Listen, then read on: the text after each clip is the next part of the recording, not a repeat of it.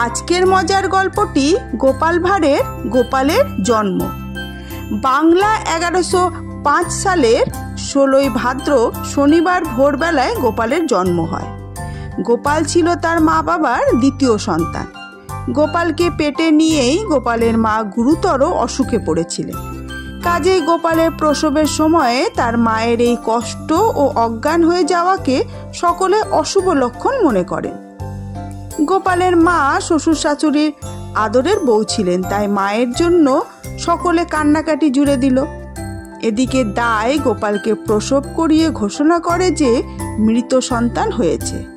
সাধারণ অবস্থায় দাইদের অমন কথায় কেউ বিশ্বাস করতেন না।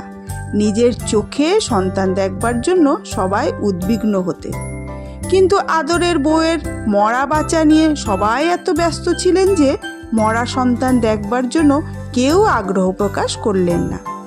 কাজেই মরা সন্তানটিকে ফেলে দেওয়ার জন্য গোপালকে একটা সুপারির খোলে ঢাকা দেওয়া হলো। বাইরে ফেলে রাখলে কাক বা কুকুরে নিয়ে যেতে পারে বলে ঘরের এক অন্ধকার কোণে রাখা হলো। মেয়ের অন্তিম অবস্থার খবর পেয়ে গোপালের দাদু মেয়েকে দেখতে এসেছিলেন। গোপালের এই দাদু ছিলেন ওই অঞ্চলের ডাক সাইটে কবিরাজ। মেয়ের তদবির করার পর তিনি মরা নাতিটিকে দেখতে চাইলেন। তাকে সবাই ঘরের অন্ধকার কোণে রাখা সুপারির খোলটি দেখিয়ে দিল। গোপালের দাদু সুপারি খোলটি খুলে গোপালকে দেখলেন। গোপালকে অনেকক্ষণ ধরে পরীক্ষা করে ঘোষণা করলেন সন্তানের এখনো মৃত্যু হয়নি, যত্ন করলে এখনো বাঁচবার আশা আছে। গোপালের দিদিমা দাইকে নিয়ে তদবিরের কাজে লেগে গেলেন।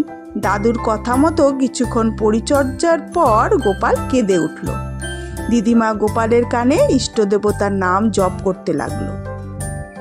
বাড়িময় এবং শেষে পাড়াময় চাঞ্চল্য পড়ে গেল। দাদুর প্রশংসায় দেশের মানুষ পঞ্চমুখ হলো।